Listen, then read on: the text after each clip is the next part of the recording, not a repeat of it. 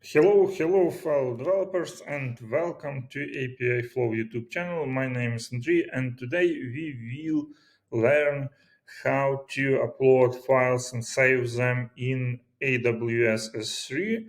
And I will continue to build a task management app in FlutterFlow. And today we will work on screen that allow us to edit task and upload attachment into that task. We will store attachment into AWS S3 bucket, and we'll save a link into Google spreadsheet, into Google Sheets, and we'll save name and the link to our attachment to use them later with our task data. So let's start with API Flow integration setup. We will create a new project and select AWS S3 as service to connect. Next, I need to create AWS S3 connection. So I click create connection, and then I go to AWS. Here in my name of my profile, I use security credentials. And after redirect, I see a section access keys. So you need to create a new access key. It will be global root access key.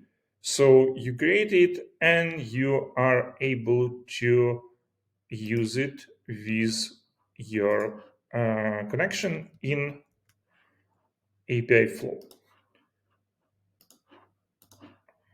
So we copy access key and a secret key and select a region. I use Europe, Frankfurt to host my AWS S3 account. You may use another region. Where to check it? When you go to your AWS account services S3. And when you select account, you will see here in bucket name where it located. So in my case, it's Frankfurt in Europe. And I save my connection. Next, I need to select operations that I will allow to for my AWS connection. You can also restrict access to buckets. In my case, I will allow to all buckets and will enable all operations just to show you how it works. So next, I publish my project, and I can now use it with my FlutterFlow account. So next, what I do, I download Open API definition. Then I go to FlutterFlow, to API call section. As you can see, I already have Google Sheets connected here. So I upload my AWS S3 API definition, and we have all our actions, API actions listed there. We will use upload file to bucket. Okay, or what I need to do also, to not forget, I need to copy authorization header and add it here and click save. So next I can go to my particular actions and work with them. So now we see that we have this action upload file to bucket, and what we will do, we need to add a specific parameter to body, because API Flow is unable to pass this parameter to API definition automatically. So we need to add parameter. We will name it file from variable, and we will create a new variable. We save it, and we need to go to variables here and select type uploaded file. We will use uploaded file to fill this parameter. It must be named file. And now we will use this parameter to send uploaded file to API flow, and then it will send it to our bucket in AWS S3. So we go back to our screen, and I will work with this upload attachment button. So I will add action when button clicked. What I will do, I need to use one moment, I will search it. It called upload save file action, store file for upload. As you can see, you can select PDF or MP3 audio or any other type. In my case, I will use PDF, but you can use any other type you require. And in this case, I will allow show snack bar, and we will name it uploaded file data. And next, what we need to do, we want to call our backend. We want to call our API call.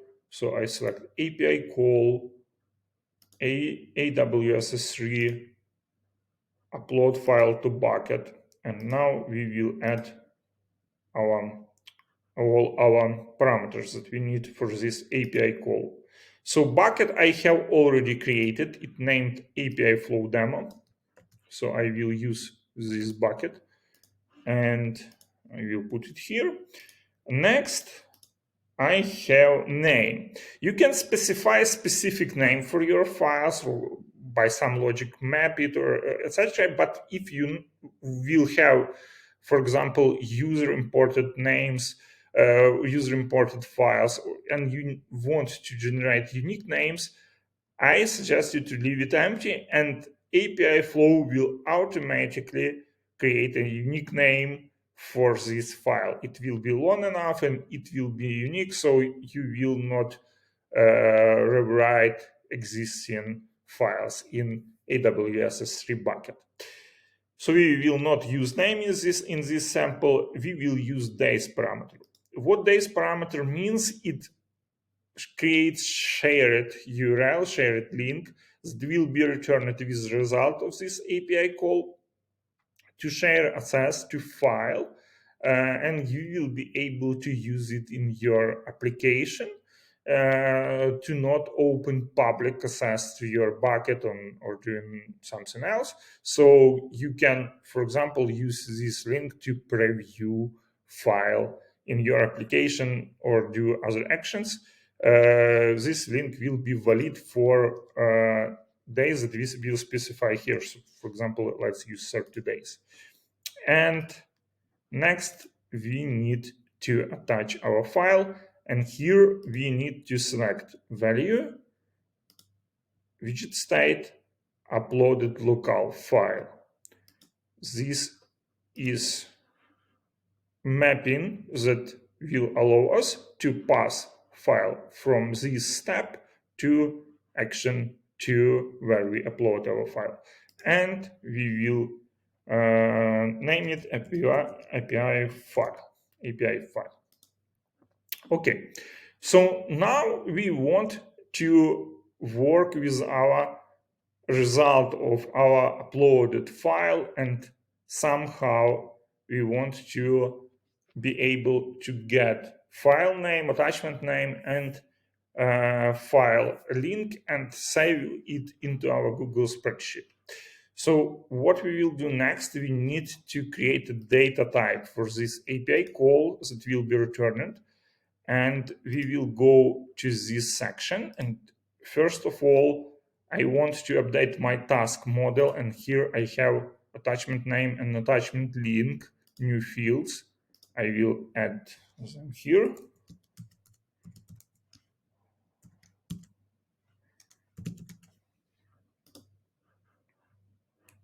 It's string and attachment link. It's also string. Let's leave it string. So next, what I will do, I want to know what model my API call to upload file returns. But as API call expect to receive file, it's tricky to call it in test mode. And how I can receive some sample of data that will be returned from API flow. For this, I need to go to my project and go to API actions section.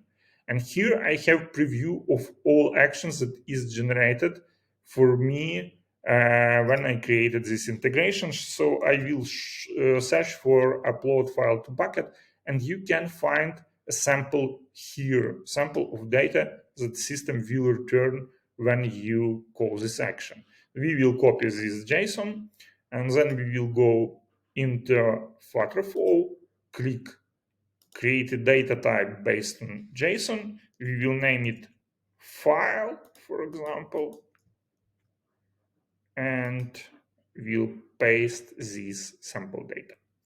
And our FlutterFlow system will generate for us this data type. So now we will go to API calls and click upload file to bucket, and we'll parse result as data type file. Save this. So now we have our response of API call automatically parsed to required type. We go back to our action and we want to save this information. So we will call another API call, backend API call, and we will update row, and in case of our update row action, we will update information in our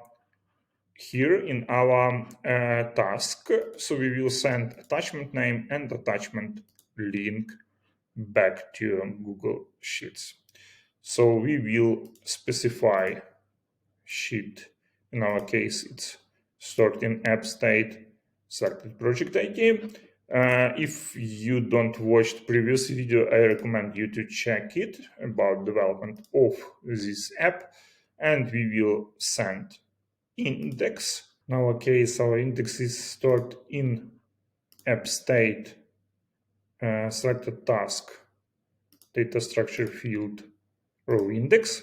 So this will be index that we want to update. And as you can see, we don't have here data for our attachment link and attachment name yet. Why? Because we don't map them in API call. So I will go into API call and will update my action, update row body.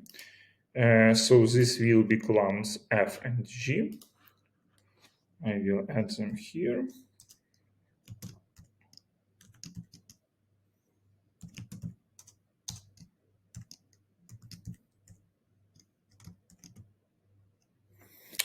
Okay, in variables, I will create a variable attachment name,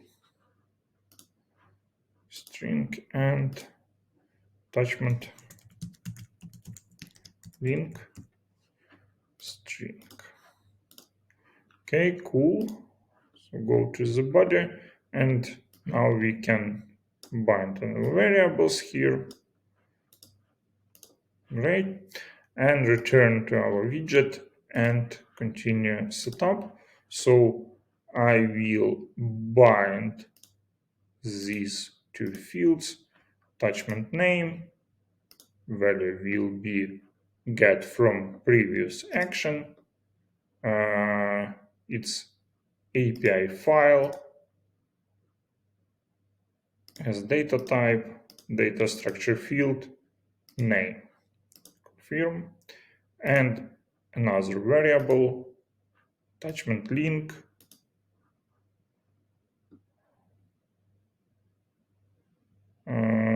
action output, API file as data type, data structure field, link. Okay, so we have these two fields, and we will send them to our API.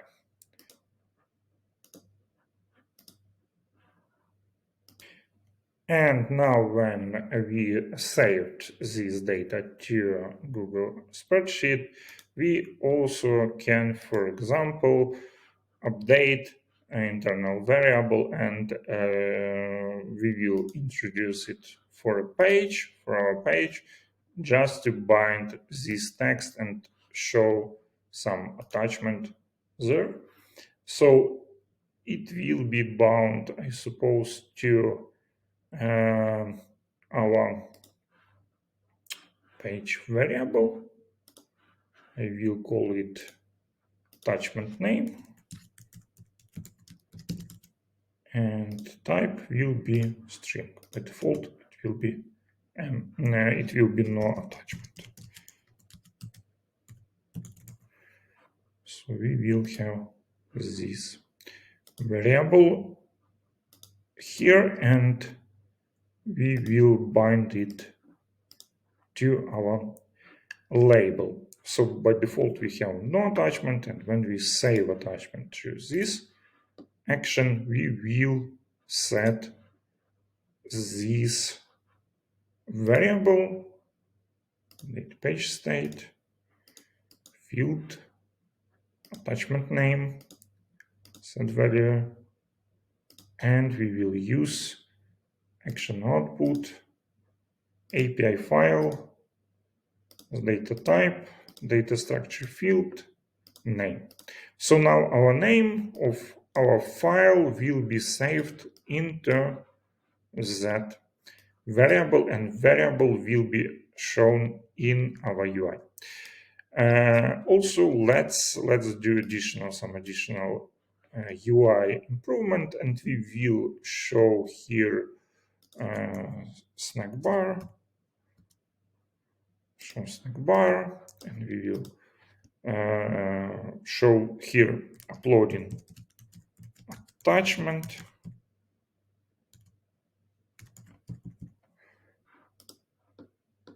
and we'll hide that snack bar here,